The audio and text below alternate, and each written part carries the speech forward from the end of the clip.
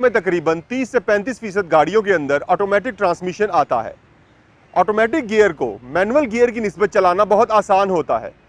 आपने just gear lever को D position पे शिफ्ट करना है और गाड़ी आगे की तरफ हरकत करना शुरू कर देगी।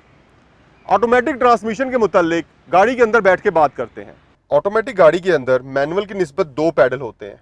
यहाँ पे आपने ए फॉर एक्सीलेटर और बी फॉर ब्रेक को याद रखना है, ए और बी।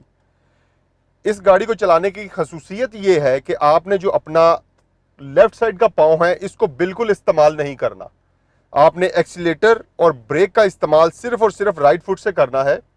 बाज़ औक़ात पहाड़ी इलाकों के अंदर आपको जो आपका लेफ्ट साइड का पाँव है ये इस्तेमाल करना पड़ेगा ब्रेक के ऊपर, लेकिन ये 100 में से सिर्फ 1 या 2% होता है। अदरवाइज ऑटोमेटिक गाड़ी के अंदर सिर्फ और सिर्फ राइट साइड का जो पाँव है यही इस्तेमाल करना है। बहुत से लोगों को मैनुअल से ऑटोमेटिक ट्रांसमिशन के ऊपर शिफ्ट होते हुए ये एक फ़र्क महसूस होता है कि वो अक्सर उनका जो पाँव है वो क्लच के लिए आगे आ जाता है। तो ये वक्त के साथ साथ जो हैबिट है वो बंदे की बिल्ड हो जाती है और ये मसला जो ख़त्म भी हो जाता है। ऑटोमेटिक गियर में ये गियर लीवर है। गियर के अंदर 4 मेन फंक्शंस हैं जो कि हर गाड़ी में तकरीबन होते हैं, पी, आर, एन और D. P for parking, R का मतलब है रिवर्स, एन न्यूट्रल और डी ड्राइव है।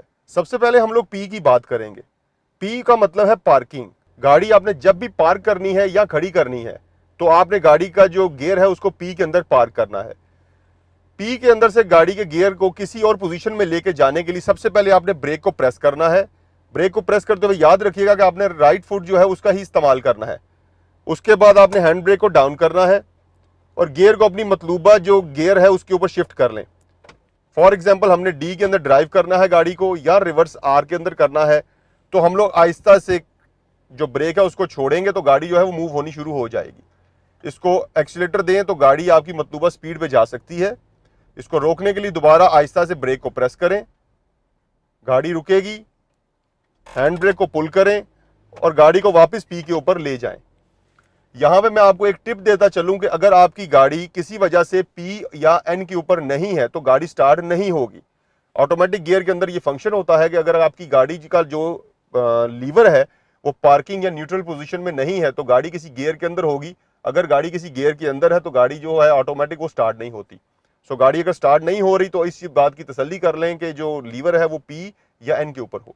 साथ में आपको एक टिप और भी देता चलूं कि इसमें एक चीज़ प्लस कर लें कि पार्किंग या न्यूट्रल में गाड़ी को करते हुए एक्सीलेटर को ना दबाएं, इससे गाड़ी का जो गियर है उसके ऊपर असर पड़ता है।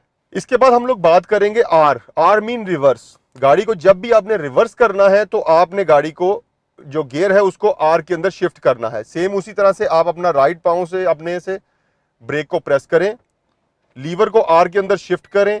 जिन गाड़ियों के अंदर रिवर्स कैमरा होगा उन गाड़ियों की जो स्क्रीन है उसके अंदर आपको इजीली रिवर्स व्यू जो है, जो रियर व्यू है वो नजर आना शुरू हो जाएगा, जिससे आपको गाड़ी रिवर्स करने में आसानी होगी।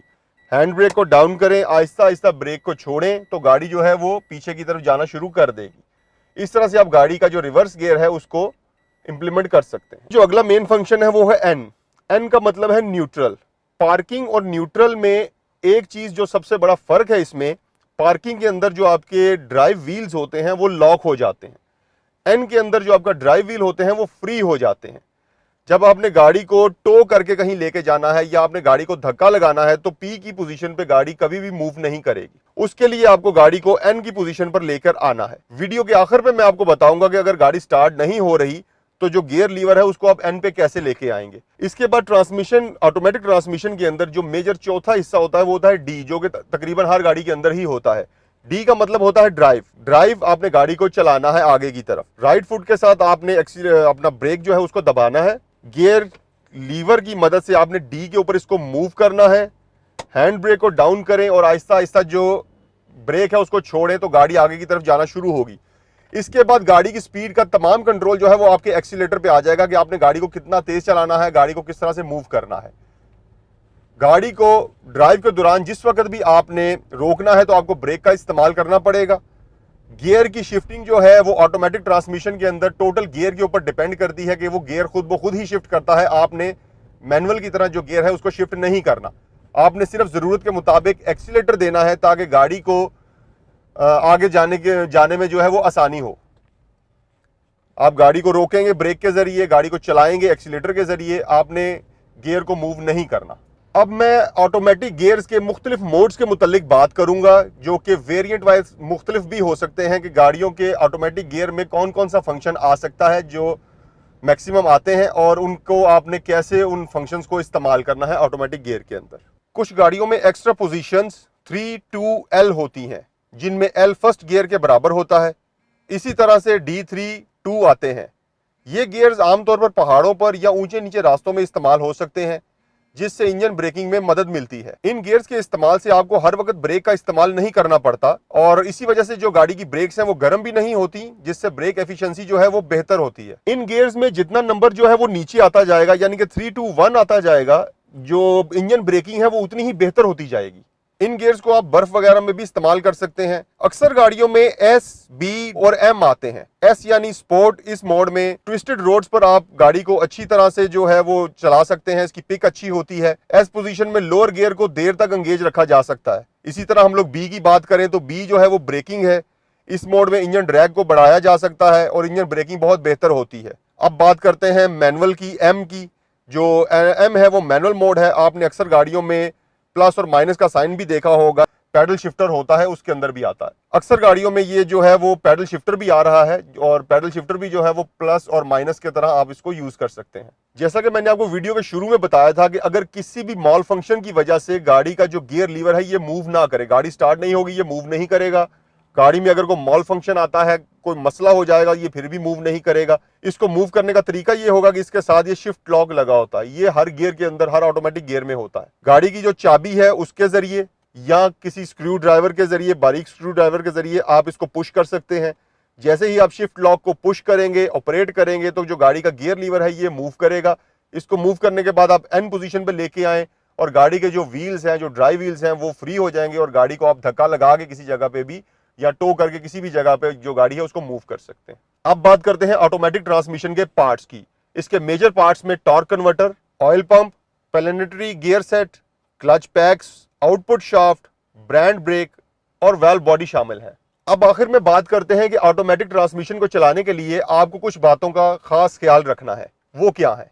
नंबर 1 पर आता है, आपने जब भी गियर शिफ्ट करना है, यानी R से D या D से R, तो इस बात की तसल्ली कर लें कि गाड़ी मुकम्मल तौर पर रुक जाए, क्योंकि मोशन को मुखालिफ समत में चलाने के लिए इससे पहले रोकना पड़ता है।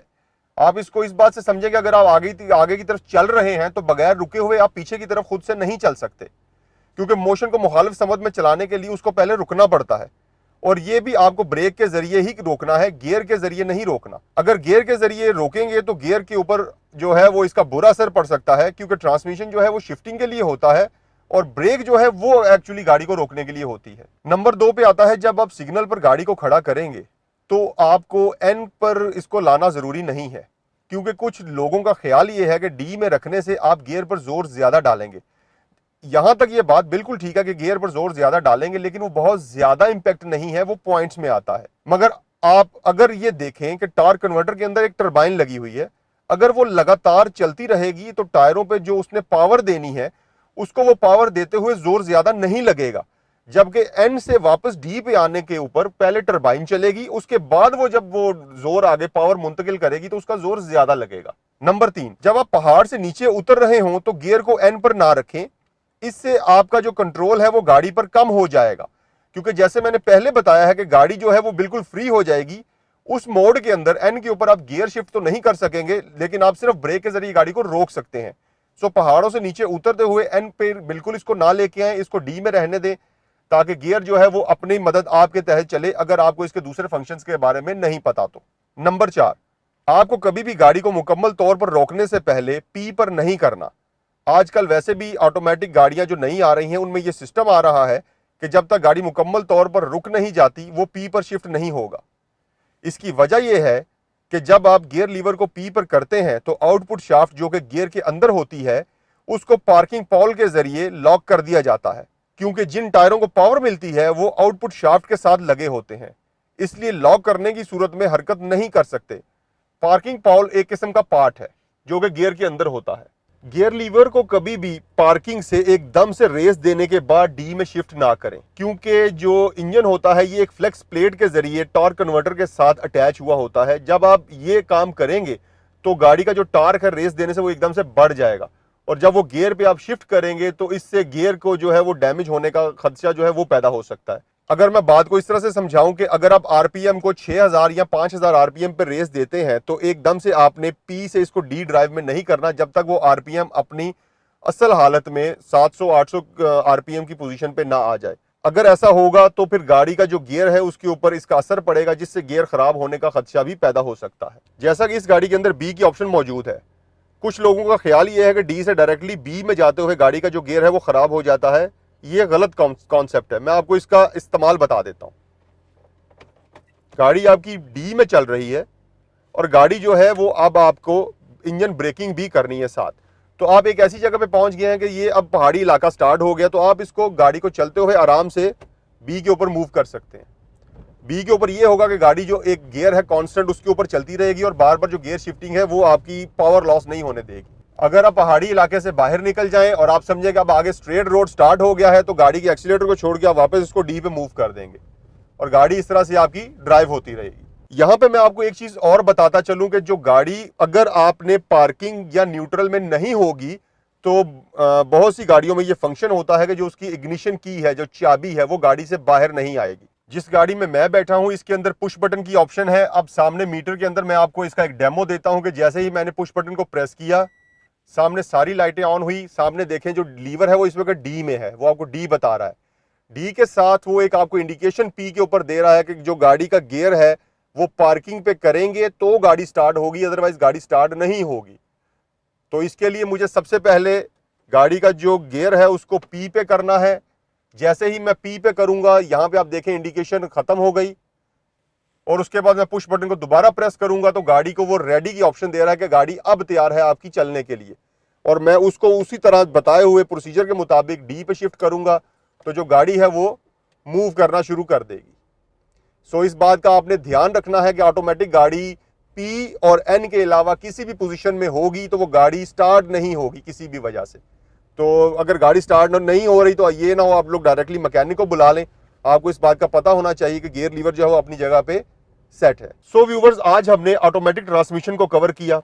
आज के इस वीडियो में मैंने आपको जितने भी फंक्शन बताए हैं वो हो सकता है कि आपकी जो मॉडल गाड़ी आप यूज कर रहे हैं उससे मुख्तलिफ हों, क्योंकि मुख्तलिफ किस्म की गाड़ियों के अंदर मुख्तलिफ किस्म के फंक्शंस आ रहे हैं। अगर आप समझते हैं कि आपके फंक्शंस आज के बताए हुए फंक्शन से मुख्तलिफ हैं तो गाड़ी का ऑनर मैनुअल जो है उसको जरूर पढ़ें। अगर आपको उसकी समझ नहीं आती तो नीचे कमेंट बॉक्स में आप हमें कमेंट करें। इंशाल्लाह मैं कोशिश करूंगा कि आपके उस कमेंट को पढ़कर आपको मजीद गाइड कर सकूं उसमें। अगर आप एक इस्तेमाल